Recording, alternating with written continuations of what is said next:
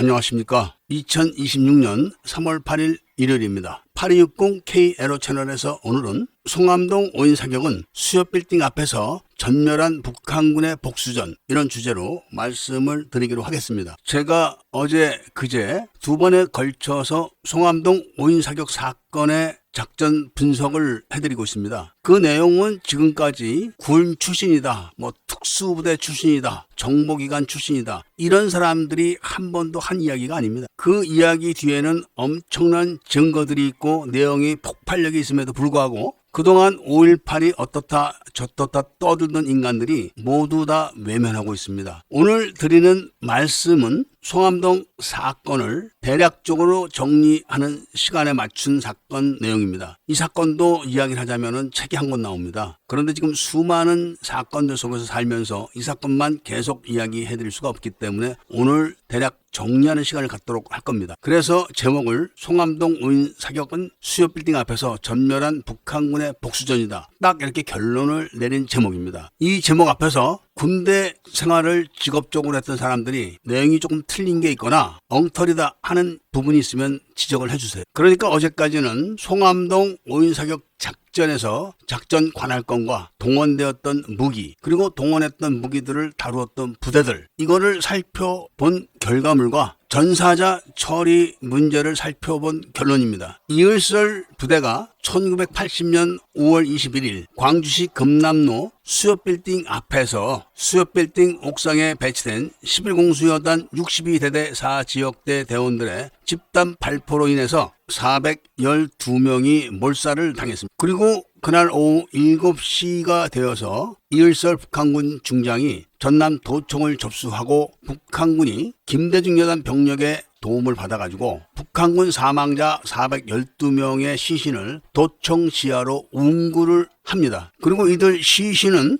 다음날 광주 교도소를 습격하다가 삼공수에 의해서 사살된 18명의 시신이 포함돼서 439로 확정이 됩니다. 그러니까 21일 날 오후 3시에 사망을 했기 때문에 23일 날 오전 10시에 발인을 하는데 이렇게 해서 3일장을 치른 겁니다. 23일 오전 10시에 전남도청 후문으로 광주시청에서 제공한 청소차 16대에 439의 시신이 얼굴에 하얀색 페인트를 칠한 상태로 광주를 떠나가는 겁니다. 그리고 그 장면을 숨기기 위해서 주남리에서 봉고차 학살 사건을 일으켜가지고 모든 기자들을 글로다 보내버린 거죠. 그러면서 동시에 북한군 이을설 중장은 전교사에 송암동 5인 사격 사건 작전 명령을 하달합니다. 그 작전 명령 속에 있는 송암동 대전차 지뢰, 대인 지뢰 매설을 위해서 당시 목포 인근에 주둔하고 있던 185 공병대대를 광주로 신속히 이동시키라는 명령 때문에 전투교육사령부는 헬기를 동원해서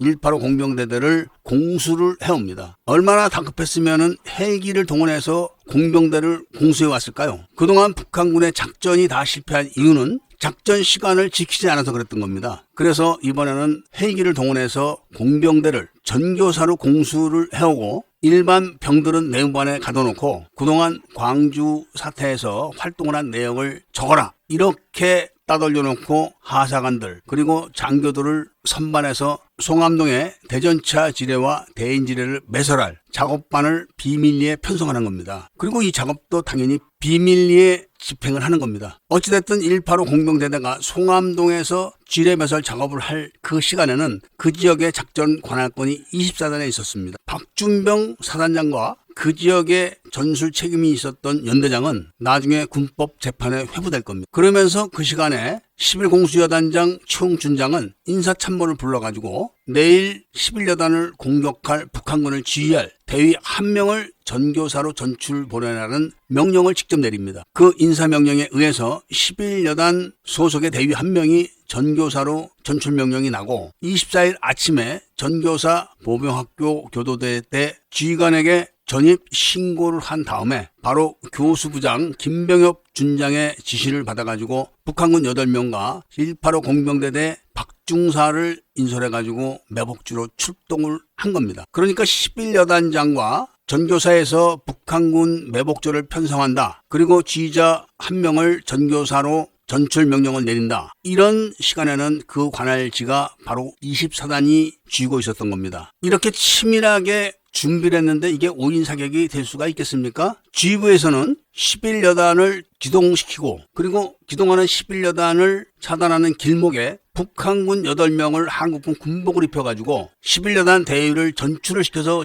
지휘를 하게 했는데 이게 오인 사격이 될 수가 있습니까? 그리고 거기에 지뢰를 매설하기 위해서 목포 인근에 있는 185 공병대대를 헬기까지 동원해서 공수를 해왔는데 이게 오인 사격이 될 수 있습니까? 이것은 오인 사격이 아니라 21일 날 수협 빌딩 위에서 북한군 412명을 몰살시킨 11 공수여단 62대대 4지역대를 전멸시키기 위한 보복 작전이었던 겁니다. 그래서 통상적으로 61대대가 행군 선두에 서야 되는 거를 62대대를 선두에 세웠다가 병사 하나가 설사가 나는 바람에 그 행군 순서가 바뀌어서 63대대가 피해가 크게 됐던 겁니다. 그런데 이 수협 빌딩 발포 사건은 지만원이도 절대 이야기를 안 합니다. 참깨 방송도 영상을 올렸다 내렸습니다. 그리고 어떤 사람들도 5.18 연구가들도 수협 빌딩 집단 발포 사건을 함구를 합니다. 그런데 이 수협 빌딩 집단 발포는 전두환이가 보안사 요원 20명을 광주로 보냈을 때 전교사와 505 보안대가 20일 날 군분교 점령 작전을 알지 못하게 하기 위해서 양동 작전을 피면서 차량 시위를 하는 대로 20명을 다 몰아넣은 겁니다. 그런데 아침이 되면서 광주 시민이 20만 이상 몰려서 금남로로 몰려 나왔기 때문에 보안사 요원들이 금남로에 다 갇힌 겁니다. 그래서 수협 빌딩 집단 발포를 눈으로 다 본 겁니다. 그리고 그게 전두환이한테 직보가 된 겁니다. 그렇게 해서 이을설 측의 대표로 전교사 참모장, 장모 준장, 그리고 전두환 측은 보묘학교장, 김모 소장이 미국 측 조섭 파트너로 지정이 돼가지고 조섭을 해가지고 미국에 의해서 북한군의 철수를 보장을 받았던 겁니다. 그 후 전두환은 정권을 잡고 전교사, 참모장, 장모 준장을 별 4개를 달아줬고 5.18 진상조사위원회도 장모 대장은 소환도 못합니다. 5.18 진상조사위원회가 어떤 사람이라도 소환을 하면 발발 떱니다. 그런데 참모장 출신 포스타는 5.18 진상조사위원회에서 소환을 해도 대답도 안 합니다. 송선태도 끽소리를 못했습니다. 전교사 참모장은 청주회 소속입니다. 이런 상황이 모두 다 확인됐는데 이게 오인 사격입니까? 더 까놓고 이야기하면은 이희성 계엄사령관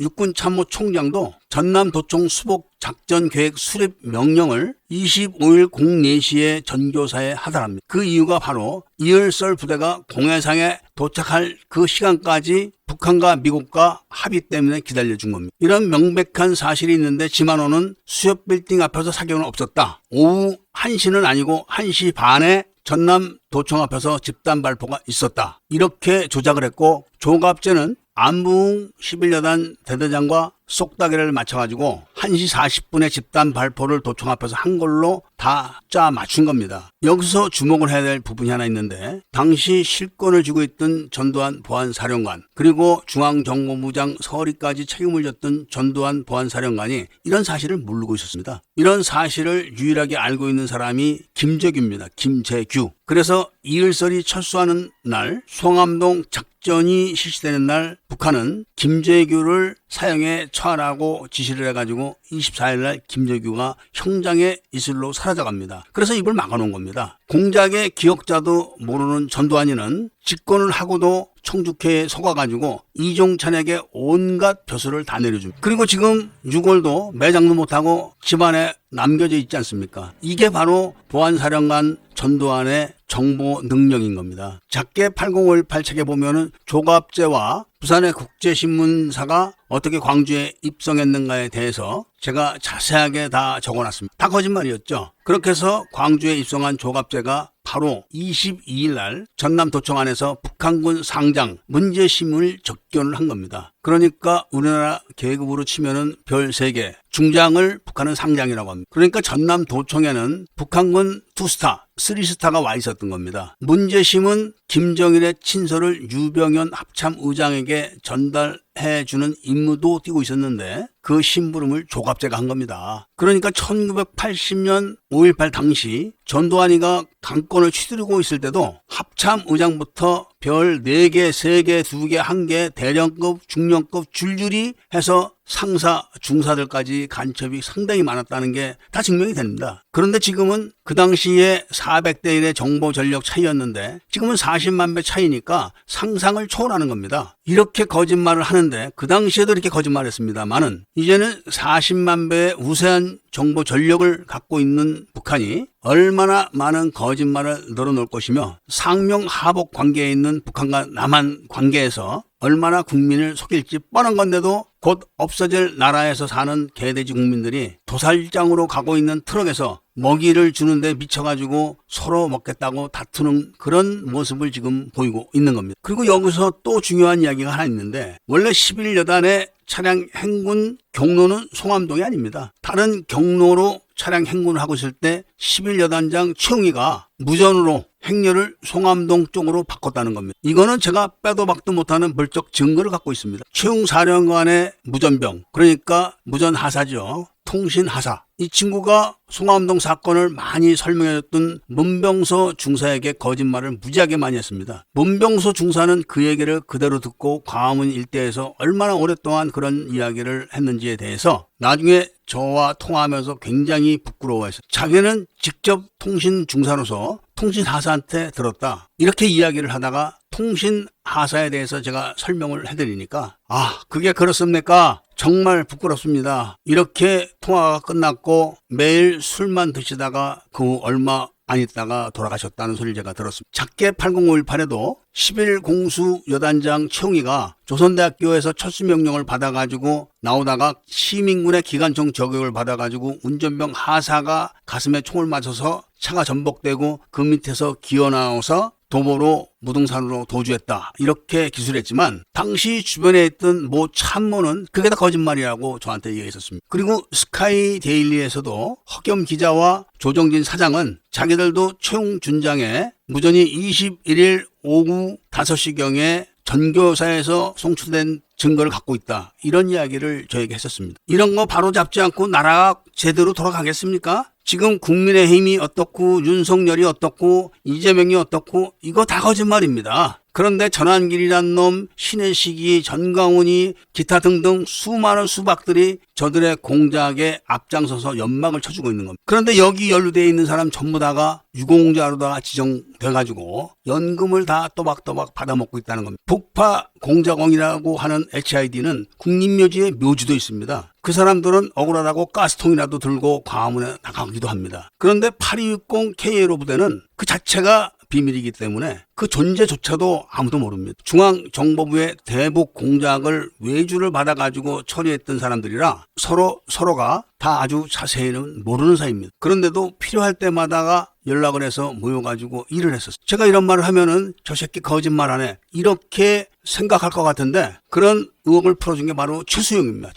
최수용이가 어느 유튜브에 나와서 자기가 황장엽 귀순할 때 경호를 했다. 이런 방송을 하는 걸 제가 봤습니다. 그런데 황장엽 귀순은 8260 켈로 부대장이 공작을 했던 겁니다. 그리고 중국으로 탈출했을 때 거기 막 안기부의 신입사원으로 들어간 최수용이가 입을 열어서 제가 이런 말을 할 수가 있는 겁니다. 그것뿐이 아닙니다. 흑금성의 공작이라는 영화에 보면은 흑금성이 북한에 들어가서 김정일을 만나는 그런 장면이 나오는데 그 사전 공작을 전부 다 8260에서 한 겁니다. 지금도 DC 인사이드의 8240 켈러 부대라는 모임을 보니까 HID에서 북한에 침투해가지고 영변 핵기지 도면하고 핵실험한 흙을 한 사발 가져왔다. 이렇게 지금 떠버리고 있던데 그거 다 날조된 겁니다. 그 공작도 전부 다 8260KLO에서 한 거고 그 비밀 자료를 김대중이가 접수 거절하고 임동원이가 외면을 했기 때문에 그 자료를 미국 CIA로 건네는 공작을 제가 기획을 해서 지휘를 해가지고 성공을 시켰던 겁니다. 지금 대한민국에서 벌어지는 정치 구조 이 자체가 거짓입니다. 1999년도 5월 24일 천용택 국정원장에 의해서 국정원의 정치정보 주권이 중국으로 넘어갔음에도 불구하고 국정원 간판을 걸고 이적 행위를 해대고 급기야는 차기 미국 대선 후보인 찰리 커크를 죽이는데 꼽사리를 낀 사실이 다 들통이 나서 그 공작가는 앞으로 분명히 닌자 미사일로 제거될 걸로 저는 보고 있습니다. 제발들 정신들 좀 차리길 바랍니다만은 한국 역사가 그렇게 돌아갔기 때문에 트럼프는 한국을 해체시키려고 합니다. 한국을 독립시켜주고 정부를 수립해주고 공산 세력이 침략을 했을 때 미군 수만 명의 목숨을 바쳐서 지켜줬는데도 그런 나라를 자기들 손으로 팔아먹고 미국을 속였던 겁니다. 그것도 모자라서 미국 대통령 선거에 개입해가지고 트럼프를 낙선시킨 걸 트럼프가 지금 다 확인을 했습니다. 한국을 없애버리겠다. 이게 트럼프의 신조입니다. 여러분들 같으면 한국 그대로 놔두겠습니까? 그런데 이걸 막자고 총총모해서 저 혼자 이리 뛰고 저리 뛰고 몇몇 애국 인사들과 함께 또 이리 뛰고 저리 뛰고 하면서 트럼프에게 온갖 정보를 다 갖다 바치고 손을 싹싹 빈다고 해결될 것 같지는 않습니다. 광화문 바닥에 전광훈이 신혜식이 손상돼 이따구 인간들이 숨쉬고 있는 한은 대한민국은 해체됩니다. 나라가 없어지는 거죠. 다른 건 몰라도 이것만큼은 막아야 된다. 이것이 우리 총총모의 주장이고 강령이 되다시피 했기 때문에 많은 분들에게 지지를 호소하고 후원을 호소하고 공작을 하는 걸 도와달라는 겁니다. 그런데 이 공작을 깨트리는 게 이게 개인이 아니라 북한 정보부와 국정원 중국 정보부이기 때문에 제가 힘이 덜다는 겁니다. 일단 5.18 때 북한군이 어떤 식으로 작전을 했는지 그 모든 증거들을 다 이렇게 제시를 했기 때문에 지금도 북한군이 광주에 왔네 안 왔네 떠드는 인간들은 그냥 다 간첩이고 심지어는 정담이가 하는 이야기는 증거는 없고 주장만 있다. 요렇게 또 중상모략을 하는 게 바로 청주회 국정원장들과 어울렸던 육사 출신 지만원이었던 겁니다. 후원금 내역을 말씀드리기로 하겠습니다. 7일날 김땡땡이란 분이 5만 원을 후원해 주시면서 성금이 적어서 죄송하다 이런 코멘트를 남기셨는데 절대로 그렇지 않습니다. 성금의 과다가 문제가 아니라 청총모에 성금을 내시는 분들은 정말 애국자십니다. 신혜식이한테 쓰라고 5천만 원을 갖다 줬다는 인간은 정신병자예요. 그 5천만 원을 갖다 줬더니 떼어먹었니 안 떼어먹었니 또 지금 난리 버거집니다. 김땡땡님 정말 고맙다는 말씀을 드리고 깊은 애국심에 정말 감사드립니다. 함께 힘을 합쳐서 이 나라가 해체되는 것만큼은 막아보자는 말씀을 한 번 더 드리고 오늘 이야기를 마치도록 하겠습니다.